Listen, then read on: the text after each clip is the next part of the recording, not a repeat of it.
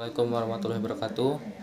Kami dari kelompok 12 izin memperkenalkan anggota kelompok kami, saya sendiri, M. Tiven Febiansa sebagai pemateri pertama dan Etikinasi sebagai pemateri kedua, dan yang terakhir Nafadia Indah Putri Antoni sebagai pemateri ketiga. Pengukuran dan perilaku tingkat bunga. Pengukuran tingkat suku bunga ada 4. Yang pertama, pinjaman sederhana adalah sejumlah pinjaman debitur yang dibayar kembali pada waktu jatuh tempo ditambah bunga pinjaman. Yang kedua, pinjaman bayar tetap adalah sejumlah pinjaman debitur yang dibayar setiap periode ditambahkan bunga pinjaman dengan jumlah tetap, biasanya per bulan.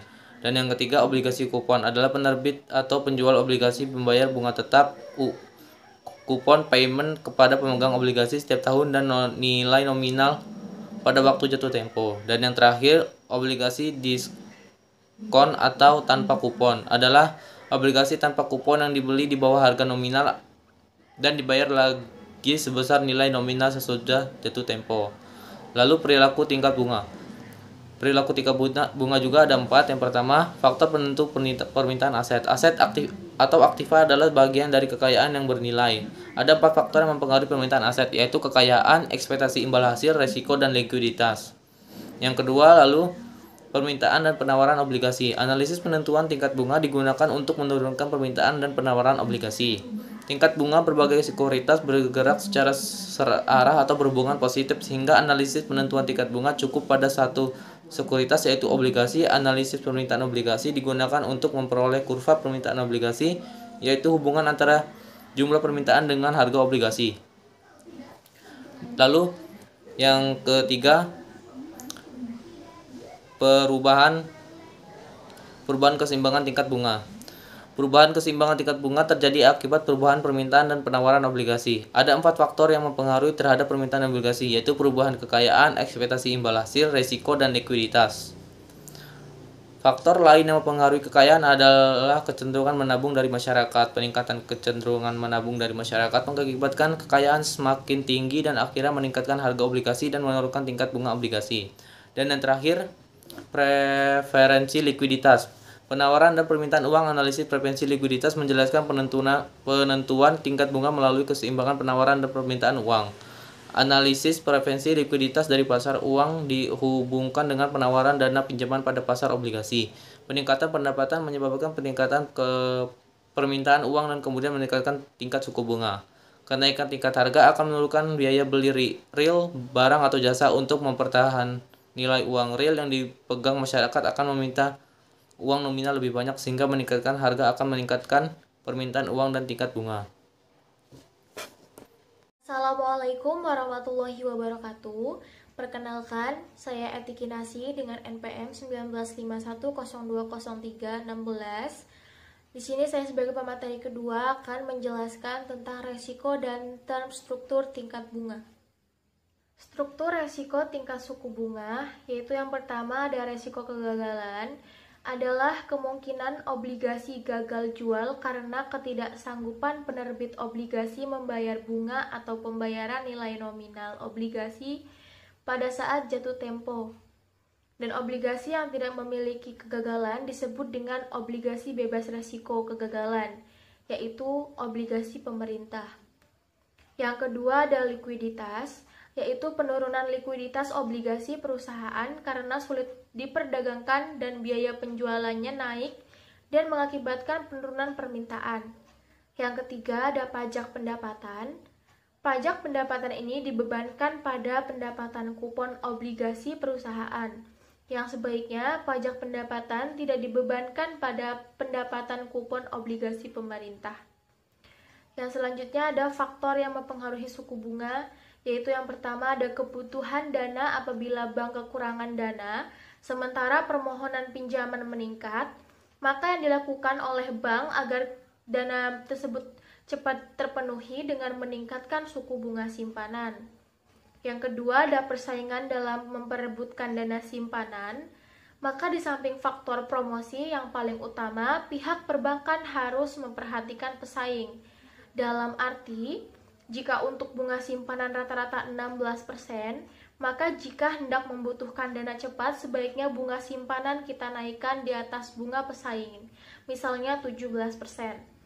Yang ketiga, kebijakan pemerintah baik bunga simpanan maupun bunga pinjaman, kita tidak boleh melebihi bunga yang sudah ditetapkan oleh pemerintah.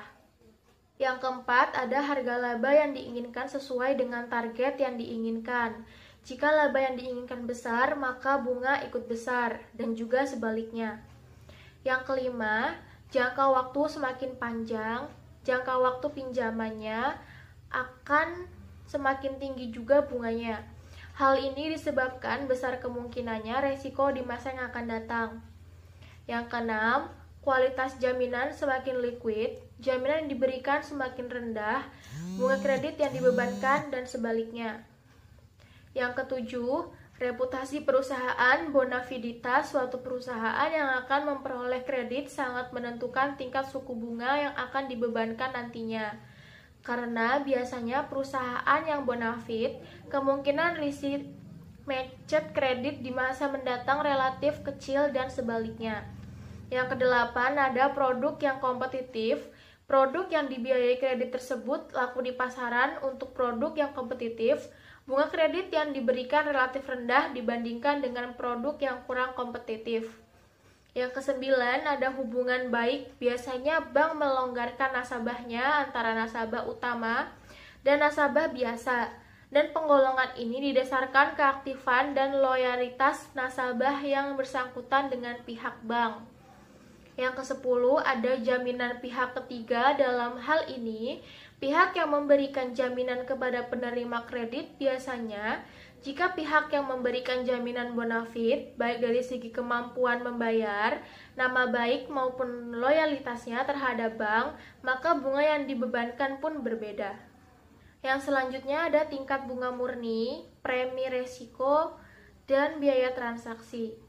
Yang pertama, tingkat bunga murni atau pure interest rate, yaitu tingkat bunga di mana tidak ada resiko yang ada, hanya dalam dunia khayal, sama sekali dan tidak ada biaya lain yang dikeluarkan oleh debitur dalam transaksi tersebut. Yang selanjutnya ada premi resiko, adalah suatu tambahan tingkat bunga atau kenaikan tingkat bunga yang disebabkan adanya resiko yang diperhitungkan oleh kreditur, yaitu dengan jalan meminta barang jaminan atau tingkat bunga yang lebih tinggi. Para debitur yang kurang percaya atau jaminannya rendah, maka premi resiko yang dibebankan lebih tinggi. Yang selanjutnya ada biaya transaksi, yaitu biaya yang harus ditanggung dalam penyelenggaraan transaksi. Misalnya, biaya menyimpan dan memelihara barang jaminan, biaya administrasi dan biaya penagihan, dan lain-lain. Biaya transaksi berbeda-beda untuk setiap transaksi. Di negara berkembang, biasanya biaya transaksi cukup tinggi dan dibebankan dalam bentuk bunga yang lebih tinggi. Yang selanjutnya ada tingkat bunga nominal. Tingkat bunga nominal adalah tingkat bunga yang harus dibayarkan di samping pengembalian pinjaman pokok pada saat jatuh tempo dan merupakan penjumlahan dari unsur-unsur tingkat bunga, yaitu tingkat bunga murni, premi resiko, dan biaya transaksi. Yang terakhir ada tingkat bunga real, adalah tingkat bunga nominal dikurangi laju inflasi yang terjadi selama periode yang sama. Sekian penjelasan dari saya, kurang lebihnya saya mohon maaf. Saya akhiri, wassalamualaikum warahmatullahi wabarakatuh. Assalamualaikum warahmatullahi wabarakatuh. Perkenalkan, nama saya Nafadia Indah Putri, NPM 1921020389. Di sini saya akan menjelaskan tentang pasar modal. Pasar modal merupakan kegiatan yang berhubungan dengan penawaran umum dan perdagangan efek, perusahaan publik yang berkaitan dengan efek yang diterbitkan, serta lembaga dan profesi yang berkaitan dengan efek. Pasar modal menyediakan berbagai alternatif bagi para investor selain alternatif investasi lainnya, seperti menabung di bank, membeli emas, asuransi tanah dan bangunan, dan sebagainya. Pasar modal bertindak sebagai penghubung, pasar modal bertindak sebagai penghubung para investor dengan perusahaan atau institusi pemerintahan melalui perdagangan instrumen melalui jangka panjang seperti obligasi, saham, dan lainnya. Sejarahnya, menurut buku Evidence yang dikeluarkan Ferengi Ford dan efek Handel pada tahun 1939. Transaksi efek telah berlangsung sejak 1880, namun dilakukan tanpa organisasi resmi sehingga catatan tentang transaksi tersebut tidak lengkap. Pada tahun 1878 terbentuk perusahaan untuk perdagangan komoditas dan sekuritas, yaitu Dunlop dan Cobb Cikal Bakal PT Perdanas. Tahun 1992 perusahaan perkebunan Sultur Mastaci Golopara di Batavia mengeluarkan prospektus penjualan 400 saham dengan harga 500 gulden per saham. Sejak awal abad ke-19, permintaan kolonial Belanda memulai membangun perkembangan secara besar-besaran Indonesia. Penciptaan pendapatan sebagai sarana peningkatan kapasitas produksi, sebagai sarana penciptaan tenaga kerja, sebagai sarana peningkatan kapasitas produksi, sebagai sarana penciptaan tenaga kerja, sebagai sarana peningkatan pendapatan negara dan indikator perekonomian negara. Manfaat bagi pasar modal diantara lain: 1. Jumlah dana yang dapat dihimpun berjumlah besar. Dana tersebut dapat diterima sekaligus pada saat pasar perdana selesai. Yang ketiga, tidak ada konvenat sehingga manajemen dapat lebih bebas dan pengolahan dana dan perusahaan. Solvabilitas perusahaan lebih tinggi sehingga memperbaiki citra perusahaan. Ketergantungan emiten terhadap bank menjadi lebih kecil. Bagi investor memiliki beberapa manfaat. Nilai yang sebagai berikut. Yang pertama, nilai investasi berkembang mengikuti pertumbuhan ekonomi. Memperoleh dividen bagi mereka yang memiliki dan memegang saham dan bunga yang mengembangkan sebagai pemenang obligasi. Yang ketiga, dapat sekaligus melakukan investasi dalam beberapa instrumen yang mengurangi resiko investasi pada pasar modal, yaitu kerugian modal, likuiditas perusahaan. Lembaga dan struktur pasar modal Indonesia. Yang pertama, Otoritas Jasa Keuangan didirikan pada tahun 2011 untuk menggantikan fungsi Badan Pengawasan Pasar Modal, Bursa Efek, Perusahaan Efek, Lembaga Clearing dan Penjaminan. Yang terakhir, Lembaga Penyimpanan dan Penyelesaian. Sekian penjelasan dari saya. Wassalamualaikum warahmatullahi wabarakatuh.